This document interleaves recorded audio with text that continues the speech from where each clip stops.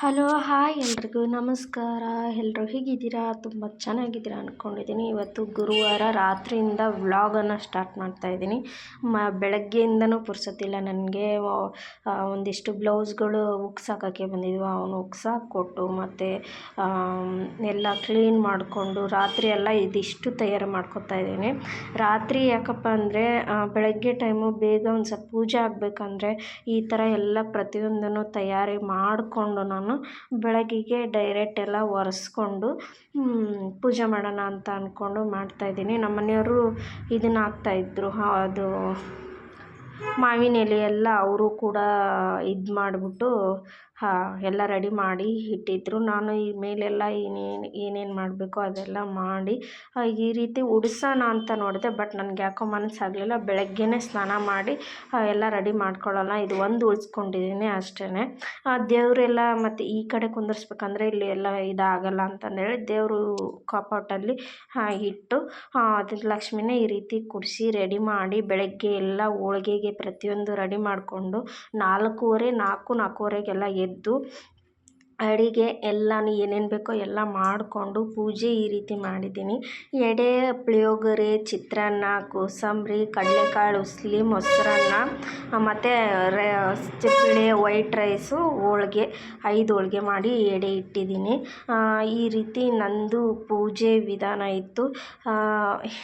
ದಂಡೆ ಕಟ್ಟಿಟ್ಟಿದ್ದೆ. ನಾನು ದಂಡೆ ಅಂತೂ ತಪ್ಪದೇ ಹಾಕ್ತೀನಿ ವರಮಹಾಲಕ್ಷ್ಮಿಗೆ. ನಾನು ಸಿಂಪಲ್ಲಾಗಿ ಮಾಡಬೇಕಂತ ಅಂದ್ಕೊಂಡ್ರು ನಮ್ಮ ಮನೇಲಿ ಏನಿರುತ್ತೋ ಅದನ್ನೇ ನಾನು ಮಾಡಿರ್ತೀನಿ. ನಾನು ಏನು ತರ್ತೀನಿ ಅಂದರೆ ಅಷ್ಟೇ, ಹೂವು ಹಣ್ಣು ಏನು ಪೂಜೆಗೆ ಏನು ಬೇಕೋ ಅದೆಲ್ಲ ತಂದಿರ್ತೀನಿ ಅಷ್ಟೇ. ಹಬ್ಬದಲ್ಲೆಲ್ಲ ಇದೆಲ್ಲ ಸೆಂತೆ ಎಲ್ಲ ಇತ್ತಲ್ವ, ಅದರಲ್ಲೇ ಬೇಳೆ ಉಳಿದಿತ್ತು. ಏನು ಮೈದಾ ಹಿಟ್ಟೊಂದು ಇರಲಿಲ್ಲ, ಮೈದಾ ಹಿಟ್ಟೊಂದು ತಗೊಂಬಂದೆ. ಒಂದು 9 ತಿನಿಸು ಹಣ್ಣಿನ ತಿನಿಸಾಗಿತ್ತು.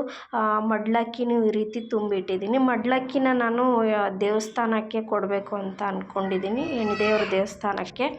ಯಾಕಂದರೆ ನನಗೆ ದೇವಿನೇ ಅಪ್ಪಣೆ ಕೊಟ್ಟಿದ್ದಾಳೆ ದೇವಸ್ಥಾನಕ್ಕೆ ಹೂ ಕೊಡಬೇಕು ಅಂತ. ಅದು ಯಾವ ರೀತಿ ಅಂದರೆ ನಾನು ಆಗಲೇ ಏನು ತೋರಿಸಿದ್ನಿ ಅಲ್ವಾ ಜಗಲಿ ಮೇಲೆ, ನಾನು ಕೇಳಿದರೆ ಅವು ನೀವು 1 ಇಂಚು ಕೂಡ ಅಗಲಾಡ್ಸೋಕ್ಕಾಗಲ್ಲ. ನಾವು ಮಾಡ್ಬೇಕು ಅಂದ್ಕೊಂಡಿದ್ದು ಅಕ್ಕಿ ಏನಾರ ಕೊಡಬೇಕು ಅಂದರೆ ಆ ಚೆಂಬಿದ ಚೆರ್ಗಿ ಏನು ಲಕ್ಷ್ಮಿ ಇರ್ತಾಳಲ್ಲ ಅದನ್ನು ಕೇಳಬೇಕು. ನಾವು ಕೇಳಿದರೆ ನಮ್ದೇನಾರ ಆಗಂಗಿತ್ತೆ ಅಂದರೆ ಗಟ್ಟಿ ಗದ್ಗಿಡಿ, ಇಲ್ಲ ಅಂದರೆ ಸುಲಭವಾಗಿ ಎದ್ದೇಳಮ್ಮ ಮೇಲೆ ಅಂತ ಹೇಳಬೇಕು.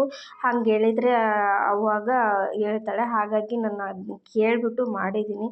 ಆಕೆ ದೇವಸ್ಥಾನಕ್ಕೆ ಕೊಡಬೇಕಂತ ನನಗೆ ಅಪ್ಪಣೆ ಕೊಟ್ಟಿದ್ದಾಳೆ. ಹಾಗಾಗಿ ನಾನು ಮಡ್ಲಕ್ಕಿನ ದೇವಸ್ಥಾನಕ್ಕೆ ಹೋಗಿ ಕೊಡಬೇಕು ಅಂತ ಅಂದ್ಕೊಂಡಿದ್ದೀನಿ. ಅದು ಬಿಟ್ಟರೆ ಇನ್ನೇನಿಲ್ಲ. ನೀವು ಬೇಕಾದರೆ ಮನೇಲಿ ಈ ರೀತಿ ಕೇಳಿಬಿಟ್ಟು ಡೌಟ್ ನಾನು ಏನು ಹೇಳಿದ್ದೀನೋ ಆ ಡೌಟು ಕ್ಲಿಯರ್ ಮಾಡ್ಕೋಬೋದು. ನಿಮಗೆ ಅನುಮಾನ ಇತ್ತಂದರೆ ದೇವ್ರ ಮೇಲೆ ದೇವ್ರು ಇದ್ದಾನೆ ಇಲ್ವನ ಸತ್ಯ ನಿಮಗೆ ಅಲ್ಲೇ ಗೊತ್ತಾಗುತ್ತೆ. ನಿಮ್ಮ ಅನುಭವಕ್ಕೆ ಮಾತ್ರ ಬರುತ್ತೆ. ಅದು ನಿಮ್ಮ ಅನುಭವಕ್ಕೆ ಬಂದಾಗ ಮಾತ್ರ ಅದೆಲ್ಲ ತಿಳಿಯುತ್ತೆ. ಹಾಗೆ ನಾನು ಇವತ್ತೆಲ್ಲ ಪೂಜೆ ಎಲ್ಲ ಮುಗಿಸಿ 10 ಗಂಟೆ ಅನ್ನೋ ಅಷ್ಟರಲ್ಲಿ ಪ್ರತಿಯೊಂದೂ ಆಗೋಗಿತ್ತು. ನಂದು 8:50 ಪೂಜೆ ಎಲ್ಲ ಮುಗಿದಿತ್ತು ನಮ್ಮದು.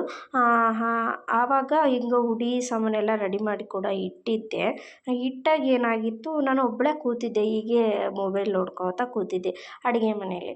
ಬಾಗಿಲದಲ್ಲೇನೋ ಬಂದಂಗಾಯಿತು ನೋಡಿ. ಅದು ನಾಯಿ ಬಂದಿದ್ದು. ನಾನು ಸಡನ್ಲಿ ಆಚೆ ಅಂದ್ಬಿಟ್ಟೆ ಅನ್ನೋ ರೀತಿ. ಅವತ್ತು ವರಮಹಾಲಕ್ಷ್ಮಿ ಹಬ್ಬದ ದಿನ ಹೆಣ್ಣು ನಾಯಿ, ಅದು ನಾಯಿಗಳು ಚಿಕ್ಕ ನಾಯಿಗಳು ಇದ್ದು ಅನಿಸುತ್ತೆ. ಬಟ್ ನಾನು ಅದನ್ನು ಹಂಗೆ ಕಳಿಸ್ಬಿಟ್ನಲ್ಲ ಅನ್ನೋ ನೋವಂತೂ ತುಂಬ ಕಾಡೋಯ್ತು ನನಗೆ. ಯಾಕಂದರೆ ಅದು ಬಂದಿದ್ದ ಕ್ಷಣ ಹೊರಗೆ ಹೋಗಿ ನೋಡಿದರೆ ಒಂದು ಕ್ಷಣನೂ ಕಾಣಿಸ್ಲಿಲ್ಲಲ್ಲ ನನಗೆ. ಎಲ್ಲ ಬಲ್ಲಿ ಹುಡುಕಿದೆ. ನನಗೆ ಏನು ಕೊಡಲಿ ಅಂತಂದೇಳಿ ಬಾಳೆಹಣ್ಣು ತೊಗೊಂಡು ಹೋಗೋಷ್ಟರಲ್ಲಿ ಹೋಗೇ ಬಿಟ್ಟಿತ್ತದು. ಅದು ಮಾತ್ರ ತುಂಬ ಬೇಜಾರಾಗೋಯಿತು. ನಾನು ಈ ರೀತಿ ರೆಡಿ ಮಾಡ್ಕೊಂಡಿದ್ದೆ. ಎಲೆ, ಅಡಿಕೆ, ಅಕ್ಕಿ, ಈ ಅಂಗನೂಲು ಎಲ್ಲ ರೆಡಿ ಮಾಡ್ಕೊಂಡಿದ್ದೀನಿ. ಒಬ್ಬೊಬ್ಬರೇ ಬರೋ ಅಷ್ಟರಲ್ಲಿ 8 ಗಂಟೆ ಆಯಿತು. ರಾತ್ರಿಯೇ ಹೋಳ್ಗೆ ಮಾಡಿದೆ. ಬೆಳಗ್ಗೆ ಪುಳಿಯೋಗರೆ ಮಾಡಿತ್ತಲ್ಲ ಅದನ್ನ ಊಟ ಮಾಡಿದರು ನಮ್ಮ ಮನೇಲಿ ಎಲ್ಲ. ನಾನು ಕುಂಕುಮಕ್ಕೆ ಹೋಗಿ ಬಂದು ಅವರು ಬಂದು ಎಲ್ಲ 8 ಗಂಟೆ ಆಯಿತು. 8 ಗಂಟೆಯಲ್ಲಿ ಒಬ್ಬಟ್ಟು ಮಾಡಿದೆ. ನಾನು ಒಪ್ಪತ್ತಿದ್ನಿ ಅಲ್ವಾ, ಎಲ್ಲ ಮುಗಿಸಿ ಲಕ್ಷ್ಮಿಗೆ ಏನು ಕೆಂಪಾರತಿ ಮಾಡಿ ಎಲ್ಲ ಮುಗಿಸಿ ಆಮೇಲೆ ನಾನು ಊಟವನ್ನು ಮಾಡಿದೆ. ಬೆಳಗ್ಗೆ ಎಲ್ಲ ತಾಯಿನ ಗದಿ ಇಳಿಸಿದೆ, ವಿಸರ್ಜನೆ ಮಾಡಿ ತುಂಬ ಚೆನ್ನಾಗಾಯಿತು. ನಾವು ಮಾಡುವಾಗ ಎಷ್ಟು ಖುಷಿ ಇರುತ್ತೋ ಹಾಗೆ ಇಳಿಸುವಾಗಂತೂ ತುಂಬ ಬೇಜಾರಾಗೋಗುತ್ತೆ ನನಗೆ. ಏನು ಸಿಂಪಲಾಗಿ ಮಾಡಿದರೂ ಇಷ್ಟ ಆಗಿದೆ ನಂದು. ನಿಮ್ಮ ಮನೇಲಿ ಹೇಗಿತ್ತು ಅಂತ ಕಮೆಂಟ್ ಮಾಡಿ ತಿಳಿಸಿ. ನೀವು ಯಾವ ರೀತಿ ಮಾಡ್ತೀರಾ ಅಂತ ಕಮೆಂಟ್ ಮಾಡಿ ತಿಳಿಸಿ. ಮತ್ತೆ ನಿಮಗೆ ಮುಂದಿನ ವೀಡಿಯೋದಲ್ಲಿ ಸಿಗ್ತೀನಿ. ನಿಮ್ಗೆ ಏನಾದರೂ ಡೌಟ್ ಇದ್ದರೆ ನನಗೆ ಕಮೆಂಟ್ ಮಾಡ್ಲಿಕ್ಕೆ ತಿಳಿಸಿ. ನಾನು ಮತ್ತೆ ವೀಡಿಯೋ ಮಾಡ್ತೀನಿ ಅದ್ರ ಬಗ್ಗೆ. ಯಾಕಂದರೆ ನಿಮಗೆ ಯಾರೂ ಇರಲ್ಲ, ಯಾರನ್ನು ಕೇಳಬೇಕು ಅನ್ನೋದು ಗೊತ್ತಿರಲ್ಲ. ಆಗ ನೀವು ತುಂಬಿದ ಚರ್ಗಿ ಇಟ್ಟಿದ್ದೀರಾ, ಕಾಯಿ ಇಟ್ಟು ಏನಾರು ಪೂಜೆ ಮಾಡ್ತಿದ್ದೀರಾ ಅಂದರೆ ನೀವೇನು ಇಟ್ಟು ಪೂಜೆ ಮಾಡ್ತೀರೋ ಅದನ್ನೇ ಬೇಕಾದರೆ ನೀವು ಕೇಳ್ಬೋದು. ಈ ರೀತಿ ಲಕ್ಷ್ಮೀದು ಮಾತ್ರ ತುಂಬ ನ್ಯಾ ನಿಮಗೆ ಹಿಂದಲೇ ನಿಮ್ಮ ಅನುಭವಕ್ಕೆ ಬರುತ್ತೆ. ಯಾವ ರೀತಿ ಏನು ಅಂತ ನಿಮಗೆ ಬೇಕಂದರೆ ಕಮೆಂಟ್ ಮಾಡಿ ತಿಳಿಸಿ. ನಾನು ಖಂಡಿತ ಅದ್ರ ಬಗ್ಗೆನೇ ವೀಡಿಯೋ ಮಾಡ್ತೀನಿ. ನಿಮ್ಮ ಅನುಭವಕ್ಕೆ ಬರಬೇಕು. ಅದು ನಾನು ಹೇಳೋದು ಅಷ್ಟು ಸುಲಭ ಅಲ್ಲ. ಇದು ನಮ್ಮ ತಾಯಿ ಹೇಳ್ಕೊಟ್ಟಿದ್ದು. ಯಾಕಂದರೆ ಅವ್ರು ಅಲ್ಲಿರ್ತಾರೆ, ಪ್ರತಿಯೊಂದಕ್ಕೂ ಅವ್ರನ್ನೇ ಕೇಳೋಕ್ಕಾಗಲ್ಲ. ಅವ್ರಿಗೂ ಒಂದೊಂದು ಗೊತ್ತಿರುತ್ತೆ, ಒಂದೊಂದು ಗೊತ್ತಿರಲ್ಲ.